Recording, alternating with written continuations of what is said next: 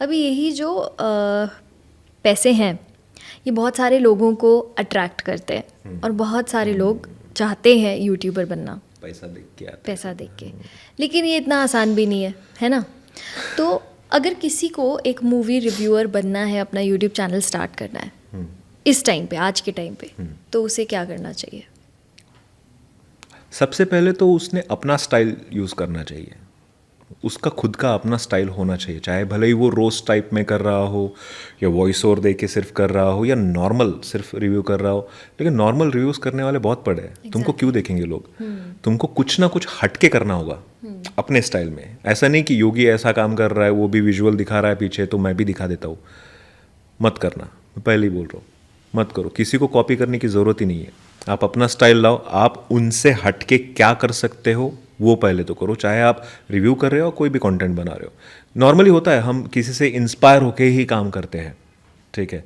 मैं भी बाकी अदर रिव्यूअर्स से इंस्पायर होके ही मैं उतरा था, लेकिन मैंने अपना तरीका चूज़ किया और इसीलिए शायद आज लोग इतना प्यार कर रहे हैं।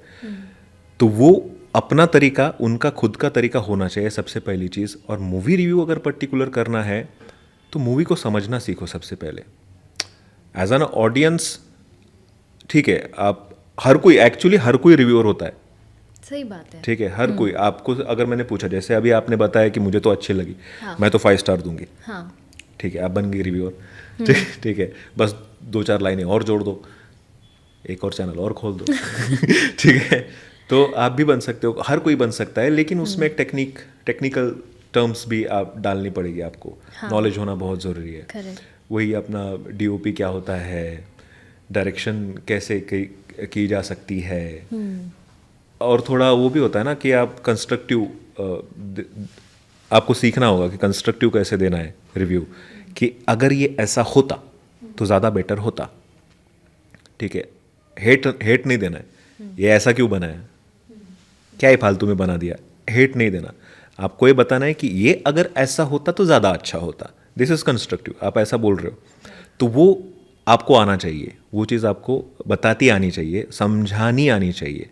और ये कोई आपको सिखा के नहीं देगा, आपको खुद को समझना होगा। दूसरी बात होती है वो क्या बोलते हैं उसको, एंटरटेनमेंट फैक्टर, कि लोगों को चाहिए मसाला। मैंने आपको भी बोला ये बहुत बार, लोगों को चाहिए मसाला, तो वो मसाला ऐड करना सीखना होगा। स्क्रिप्ट लिख रहे हो बहुत अच्छी बात है, नॉर्मली भी बोल रहे हो सिर्फ पॉइंटर्स देख के, वो भी बहुत अच्छी बात है।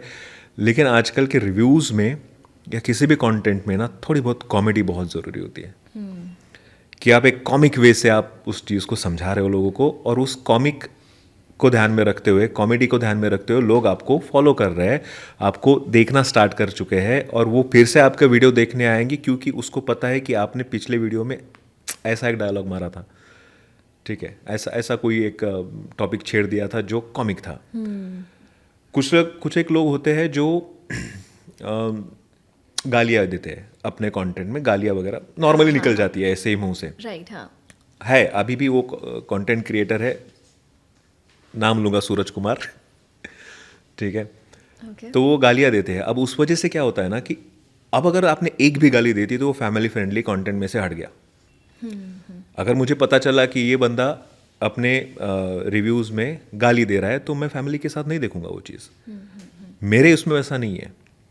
मेरा आप डायरेक्ट सीधा किसी के भी सामने टीवी पर लगा दो, सब लोग देख सकते हैं, ऐसा है। तो मैं रिक्वेस्ट करूंगा, अगर कोई रिव्यू कम्युनिटी में आना चाहता है तो रिव्यूज़ में एटलीस्ट गाली वगैरह मत दो, गाली या वल्गर लैंग्वेज का इस्तेमाल मत करो। डबल मीनिंग हो सकता है but not the vulgar language, एकदम बिलो द बेल्ट नहीं जाने का, वो सारी चीज़ें। और आजकल कैसा है ना कि लोग छोटे वीडियोस कंज्यूम कर रहे हैं। अगर हाँ एक्सप्लेन करने वाला वीडियो है तो बात अलग है, सिर्फ रिव्यूज़ वाला है तो छोटा ही रखो वीडियो को, 3-4 मिनट बहुत हो गया, क्योंकि उसके बाद नहीं देखना है। लोग होता है ना वो सामने सामने करके, अच्छा ये बोला है, कितना स्टार दिया, सीधा सामने जाएगा। कोई किसी के पास इतना भी टाइम नहीं होता कि वो रिव्यू देखे, सीधा सामने जाएगा, लास्ट में जाएगा 3 स्टार दिएगा, ठीक है देख सकते हैं, 2 स्टार छोड़ना जाने दे, OTT पर आने दे, ऐसा है। तो कुछ लोग के पास नहीं होता टाइम, सीधा रिव्यू के एंड में जाएंगे। अब उस हिसाब से अगर देखा जाए तो फिर 2 या 3 मिनट का ही वीडियो बनाना चाहिए। बाकी लॉन्ग फॉर्म में बनाना है तो एक्सप्लेनर जैसे मेरा एक सेक्शन है योगीपीडिया, वो ऑलमोस्ट 7 से 8 मिनट का जाता है, ओके, ठीक है, लेकिन वो भी मैं खुद यकीन नहीं कर पा रहा हूँ कि वो योगीपीडिया वाले वीडियोस भी ट्रेंडिंग पे जाते हैं। इट्स जस्ट न्यूज़, लेकिन स्टिल जा रहे हैं।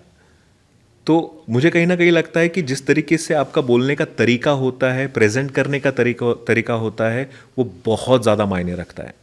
अब जैसे अपना ये पॉडकास्ट आप घर बैठ के भी कर सकते थे, लेकिन इसको प्रेजेंटेबल बनाने के लिए आपके पास एक सेटअप है, बैक एंड टीम है, बहुत ज़्यादा पैसे वाले इक्विपमेंट्स है, ठीक है, तो ये सारी चीज़ें बहुत मायने रखती है। हाँ, तो अगर किसी को भी रिव्यू कम्युनिटी में आना है या यूट्यूबर बनना है, तो ये 2-3 चीज़ें ध्यान में रखो। और रेगुलरिटी, जो मतलब आप कंटिन्यू अगर काम कर रहे हो, कंसिस्टेंसी, वो बहुत ज़्यादा ज़रूरी है। आप ऐसा नहीं कि आप स्पेशली रिव्यू में हो और आपने एक वीडियो आज डाल दिया, एक महीने के बाद डाल रहे हो, यार कंटेंट तो इतना आ रहा है, उसका क्या? तो ये नहीं होना चाहिए।